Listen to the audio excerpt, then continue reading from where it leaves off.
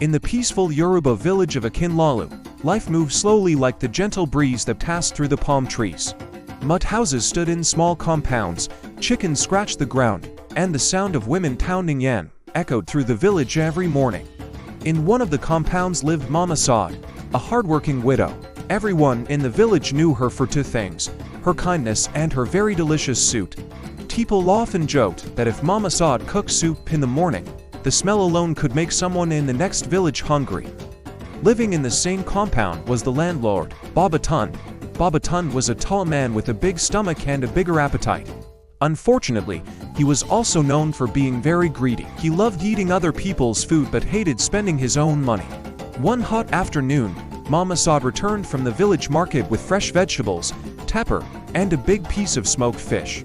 She tied her wrapper tightly and said happily, "Today I will cook a fariro that will last for 2 days." She lit the firewood and placed a big clay pot on the fire. Soon, onions, pepper, palm oil, and fish were dancing together in the pot. The aroma began to spread slowly through the compound. Inside his room, Baba Tund was lying down and fanning himself with a newspaper. Suddenly he sniffed the air. He sniffed again.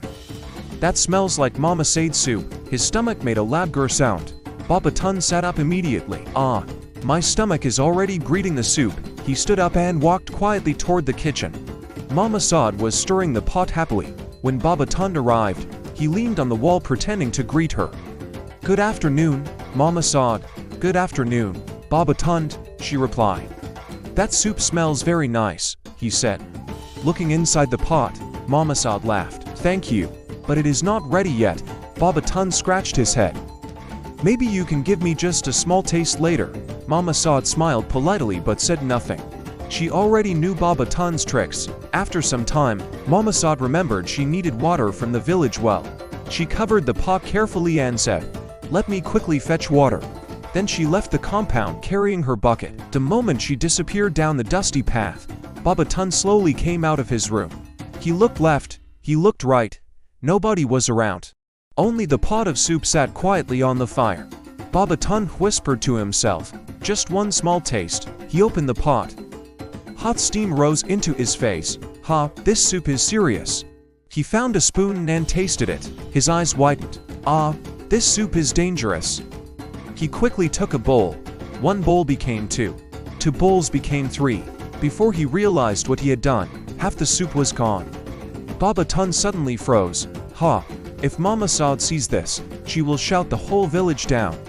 He quickly carried the pot and ran into his room. He pushed it under his bed.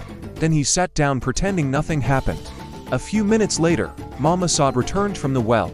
She walked to the kitchen. Then suddenly, her loud voice echoed through the compound. "My soup! Where is my soup?" Neighbors rushed in. "What happened?" "My pot of soup has disappeared." Just then Baba Tund came outside stretching like someone who just woke up. "What is the problem?" he asked. "My soup is missing," Mama Saad said angrily. Baba Tund shook his head slowly.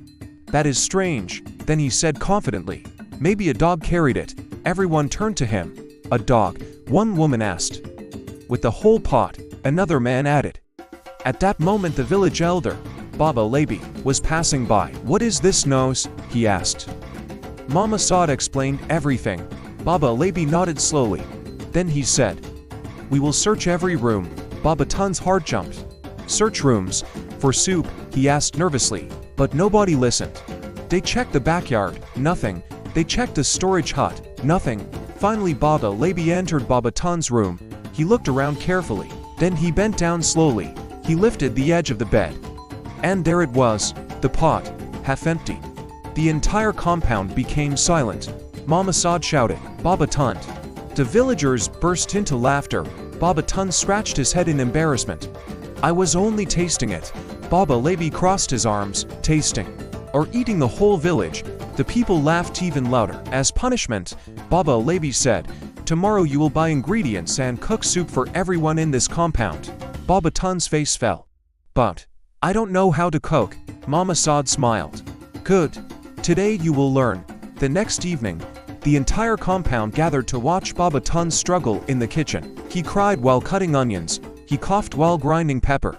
And he almost burned the soup twice. But finally the soup was ready. Everyone sat together and ate. Mama Saad tasted it and laughed.